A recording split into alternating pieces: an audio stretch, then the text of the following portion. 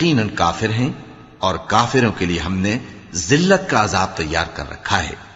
اور جو لوگ اللہ اور اس کے پیغمبروں پر ایمان لائے اور ان میں سے کسی میں فرق نہ کیا، یعنی سب کو مانا،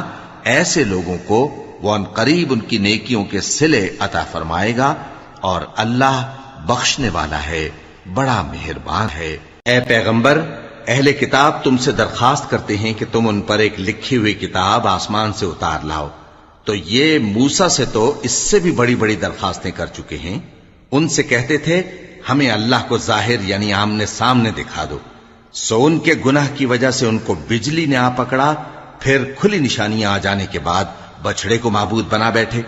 تو اس سے بھی ہم نے درگزر کی۔ اور موسیٰ کو ہم نے کھلی سند دی تھی، اور ان سے عہد لینے کو ہم نے ان پر کوہ طور اٹھا کھڑا کیا،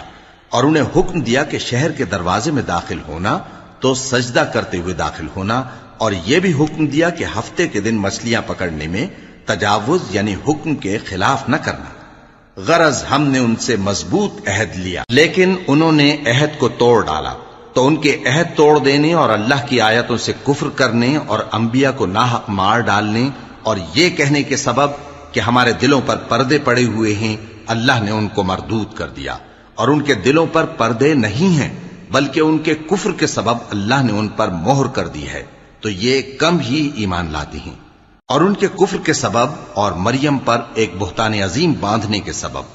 اور یہ کہنے کے سبب کہ ہم نے مریم کے بیٹے عیسیٰ مسیح کو جو اللہ کے پیغمبر کہلاتے تھے قتل کر دیا ہے، اللہ نے ان کو ملعون کر دیا،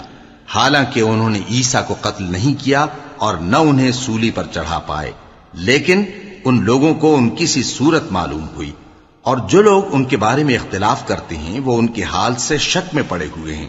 اور گمان پر چلنے کے سوا ان کو اس کا مطلق علم نہیں۔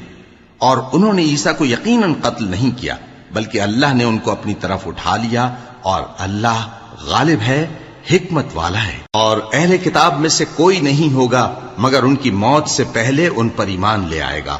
اور وہ قیامت کے دن ان پر گواہ ہوں گے۔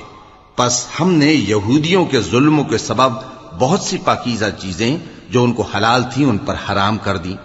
اور اس سبب سے بھی کہ وہ اکثر اللہ کے رستے سے لوگوں کو روکتے تھے